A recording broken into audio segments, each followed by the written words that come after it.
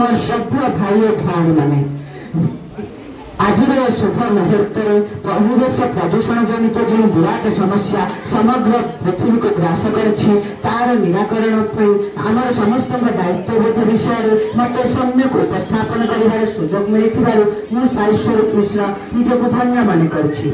आमे समस्ते जानिछे जे आम चतुर्पार्श्वर पारिपार्श्विक अवस्थिति ही परिवेश जहाँ प्रत्येक मनुष्य एवं जीवजंतु एक सुखद एवं निरामय जीवन यापन आवश्यक करिथांती। अतीतर एक सुस्थ और सुंदर परिवेश मनुष्यर जन्म होता। चतुर्पार्श्वर परिवेष्टित नदी झरणा वन पहाड़ पर्वत इत्यादि तार जीवन को सुखद एवं सरस कर देथिला। सुंदर और सुस्थ परिवेश विभिन्न रोग व्याधि मनुष्य को दूराई रखिला। मात्र सांप्रतिक जुगर वस्तुवादी एवं स्वार्थ सर्वस्व मनुष्य बहु आदामान काल प्रकृति साहित्य रखिथिबा गंताधर को लुंठन करिबारे लागिछि। विज्ञान एवं विकास आड़े निजर अहम एवं आत्मगरिमार परिप्रकाश निमित्त बहु आदामान काल प्रकृति साहित्य रखिथिबा गंताधर को लुंठन करी प्रत्येक मुहूर्त प्राकृतिक परिवेश को ध्वंस करिबारे लागिछि। शिल्प क्षेत्र द्रुत प्रसारण जनसंख्या विस्फोरण जमी रासायनिक सार एवं कीटनाशक औषधर बहु मात्रा प्रयोग युद्ध क्षेत्र में अणु एवं रासायनिक अस्त्र प्रयोग पॉलिथीन प्लास्टिक बहुल व्यवहार द्वारा आमर परिवेश बहु मात्रा प्रदूषित होउछि एवं जार कुपरिणाम समग्र मानव जगत एवं प्राणी जगत को भोगिबाकु पड़ुछि। परिवेश अस्वाभाविक परिवर्तन हेतु विभिन्न प्राकृतिक दुर्विपाक यथा बन्या बात्या मरुड़ी एवं दुर्भिक्ष देखा जाउछि। अनेक प्राणी वंश आज विलुप्त प्राय हो जाउछि। एपरिक अजना व्याधि पीड़ित हो प्रतिदिन हजार हजार मनुष्य एवं प्राणी मृत्युवरण करछन्ति। अंटार्कटिकार विराट बड़ भूखंड तरली समग्र पृथ्वी जलमग्न हेबार भय सृष्टि होइछि।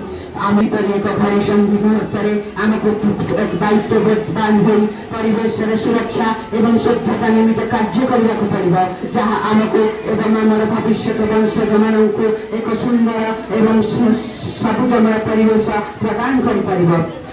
शिल्प क्षेत्र बाहर धुआं एवं गाड़ी मटर निर्गत दूषित बाष्प को विषाक्त बाष्प को विशुद्धीकरण करने रासायनिक सार एवं जैविक रासायनिक सार एवं कीटनाशक औषध परिवर्ते जैविक सार प्रयोग करने युद्ध क्षेत्र रासायनिक अस्त्र एवं अणुअस्त्र व्यवहार को यथासंभव प्रतिरोध करने शिल्प क्षेत्र एवं अन्य आवर्जनार सठिक व्यवहार करने एवं पुनर्चक्रण करने तेरे दिने न दिने आम पुनर्बार पृथ्वी को तार सबुज सुंदर रूप को फेराई पारिबा।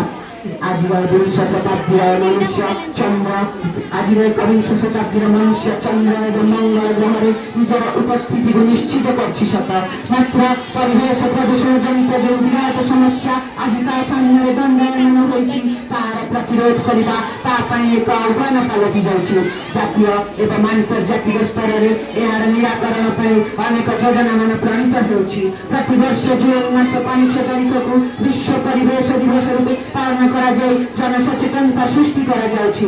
मात्र केवल सरकार उद्यम नुहे आमे समस्ते निजर दायित्व को उपलब्ध करी परिवेश शुद्धता एवं स्वच्छता निमित्त कार्य कले एवं लोकमानंकु सेमानक परिवेश प्रति जत्नवान होबाकु सचेतन कराइले आमे दिन न दिन पृथ्वी को तार पूर्व सबुजमय रूप को फेराई दे पारिबा एवं आम भविष्य को मध्य सुरक्षित कर दे पारिबा। एति कहि मोर वक्तव्य समाप्त करुछि। जय हिंद।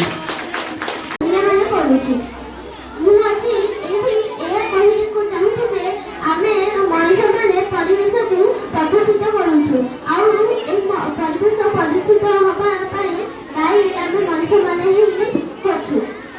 परिवेश प्रदूषित होउछि केवल मनुष्य कारण मनुष्य मैंने फैक्ट्री जहरीला गैस एवं प्लास्टिक यूज कर नाल फोपाड़ी दौरान जहाँ गाय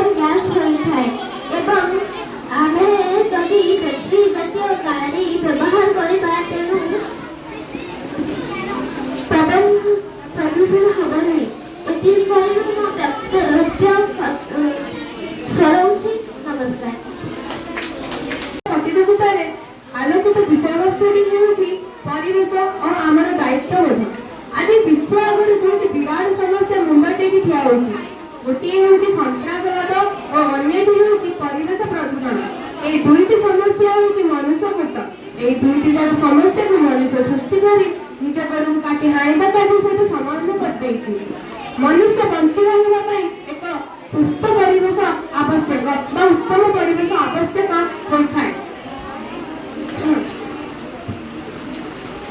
आमे जानू परिवेश प्रदूषण हेबार मुख्य कारण गुड़िक हेउछि बहुल परिमाणर जानवाहन चलाचल जनसंख्या वृद्धि जंगल नष्ट और शिल्पर प्रसार इत्यादि हेउछि परिवेश प्रदूषणर मुख्य कारण गुड़िक परिवेश प्रदूषण हेबा द्वारा जो सब सांघातिक फलाफल भोग करने पड़ुछि ताहार एक नग्न उदाहरण हेउछि जापान नागासाकी और हिरोशिमा उपरे वित्त विस्फोट होइଥିବା ବେଳେ ବୋମା ବିସ୍ଫୋରଣର ଫଳାଫଳ ଆଜି ମଧ୍ୟ ଭୋଗ କରିବାକୁ ପଡୁଛି ଶିଳ୍ପ ତିଆରି କରିବା ଆଳରେ ବହୁଳ ପରିମାଣର ଗଛଲତା କାଟି ନଷ୍ଟ କରି ଦିଆଯାଉଛି ଏହା ଫଳରେ କାର୍ବନ ଡାଇଅକ୍ସାଇଡର ପରିମାଣ ବୃଦ୍ଧି ପାଉଛି ଓ ଓଜୋନ ସ୍ତରରେ ଘୋର କ୍ଷତି ଘଟୁଛି ଗ୍ଲୋବାଲ ୱାର୍ମିଂ ଦ୍ୱାରା ଆଣବିକ ପରୀକ୍ଷା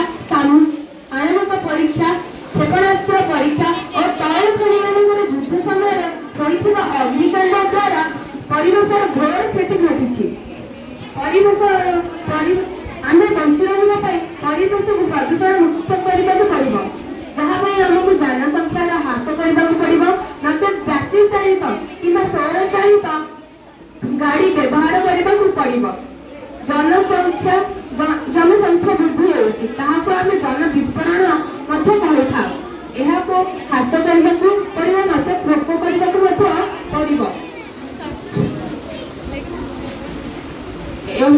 ପ୍ରତ୍ୟେକ ଏକ ମନ ଓ ଏକ ପ୍ରାଣ ହୋଇ ଆଗେଇ ଆସିଲେ ଏହି ପରିବେଶ ପ୍ରଦୂଷଣ ମୁକ୍ତ ହୋଇପାରିବ ସମସ୍ତଙ୍କର ଦାୟିତ୍ୱ ଅଟେ ଯେ ଏହି ପରିବେଶକୁ ପ୍ରଦୂଷଣ ମୁକ୍ତ କରିବା ଯାହାଫଳରେ ଆମେ ସୁସ୍ଥ ଭାବରେ ବଞ୍ଚି ରହିପାରିବା ଏଥିପାଇଁ ମୁଁ ମୋର ବକ୍ତବ୍ୟ ଶେଷ କରୁଛି ଜୟ ହିନ୍ଦ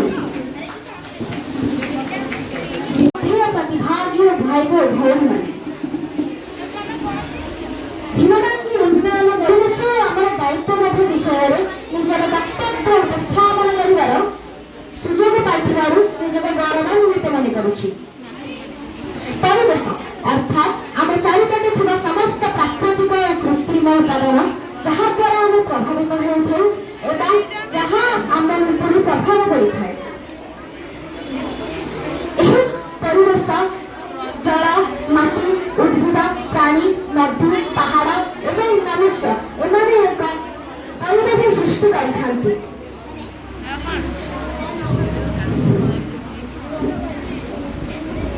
କିନ୍ତୁ ବିଡ଼ମ୍ବନାର ବିଷୟ ହେଉଛି ଏହା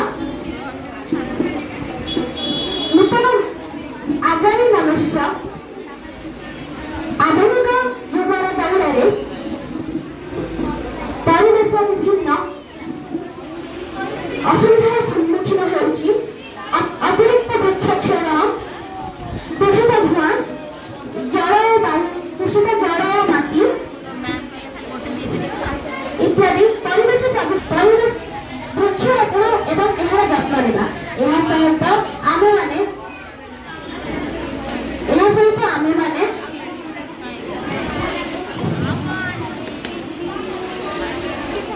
ବିଷୟର ନାମ ହେଉଛି ଗୃହପାଳିତ ପଶୁଙ୍କର ଯତ୍ନ ଓ ସୁରକ୍ଷା ଯେଉଁ ପଶୁମାନଙ୍କୁ ମନୁଷ୍ୟମାନେ ପାଳିଥାନ୍ତି ସେହି ପଶୁମାନଙ୍କୁ ଗୃହପାଳିତ ପଶୁ କୁହାଯାଏ ଯେପରିକି ଗାଈ କୁକୁର ବିଲେଇ ଠେକୁଆ କୁକୁଡ଼ା ଇତ୍ୟାଦି ଗାଈମାନଙ୍କର କିପରି ଯତ୍ନ ନେବା ମୁଁ ସେଇ ବିଷୟରେ କହିବାକୁ ଯାଉଛି ଗାଈ ରହିବା ପାଇଁ ଆମେ ଗୋଟେ ଗୁହାଳ ତିଆରି କରିବା ଓ ତାକୁ ସଫା ଓ ପରିଷ୍କାର ରଖିବା ତାକୁ ଖାଇବା ପାଇଁ ଚୁନି ଚୋକଡ଼ ପିଡ଼ିଆ ଆଦି ଖାଇବାକୁ ଦେବା ତାକୁ କୌଣସି ରୋଗ ହେଲେ କୀଟନାଶକ ଔଷଧ ବା ଟୀକାକରଣ ପାଇଁ ଧ୍ୟାନ ଦେବା ଓ କୁକୁଡ଼ାର ସୁରକ୍ଷା ପାଇଁ ତା ପାଇଁ ଚାଲି ଘେରା ଥିବା ଗୋଟେ ଭାଡ଼ି ତିଆରି କରିବା ଓ ତାକୁ ମଧ୍ୟ ସଫା ରଖିବା। ତାର ଆଲୋକ ଓ ତାପମାତ୍ରା ଠିକ ରହିବା ଉଚିତ। ତାଙ୍କୁ ଖାଇବା ପାଇଁ ଦାନା ଦେବା। ଏହି ପୃଥିବୀରେ ସମସ୍ତଙ୍କର ବଞ୍ଚିବାର ଅଧିକାର ଅଛି। ମନୁଷ୍ୟମାନେ ସେମାନଙ୍କର ଜୀବନ ଲାଳସା ପାଇଁ ଅନେକ ପଶୁପକ୍ଷୀଙ୍କୁ ମାରି ଦେଇଥାନ୍ତି। ଫଳରେ ଗୋଟିଏ ଦିନରେ ଅନେକ ଜୀବଜନ୍ତୁଙ୍କର ମୃତ୍ୟୁ ହୋଇଥାଏ।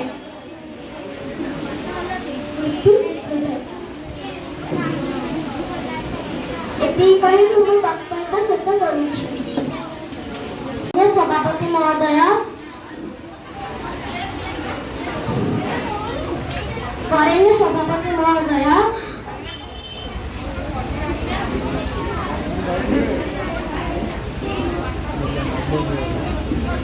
ବରେଣ୍ୟ ସଭାପତି ମହୋଦୟ, ବିଜ୍ଞ ବିଚାରକ ମଣ୍ଡଳୀ, ଉପସ୍ଥିତ ଶ୍ରୋତା ମଣ୍ଡଳୀ,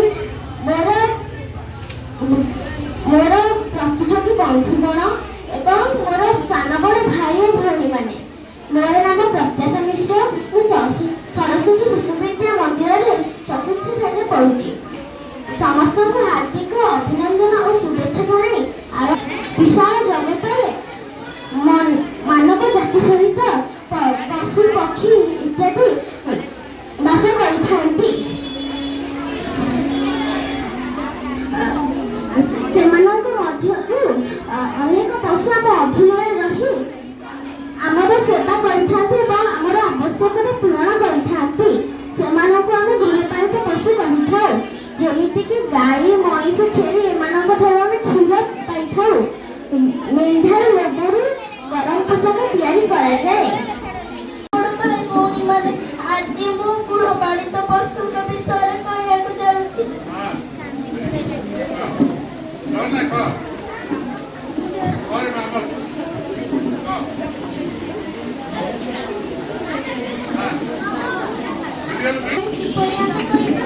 ଗାଈଙ୍କ ପାଇଁ ଆମେ ଗୁହାଳଟିଏ ତିଆରି କରିବା ଓ ସଫାସୁତୁରା ରଖିବା। ଗାଈଙ୍କ ଦେହ ଖରାପ ହେଲେ ଆମେ ପଶୁ ଡାକ୍ତରଙ୍କୁ କହିବା।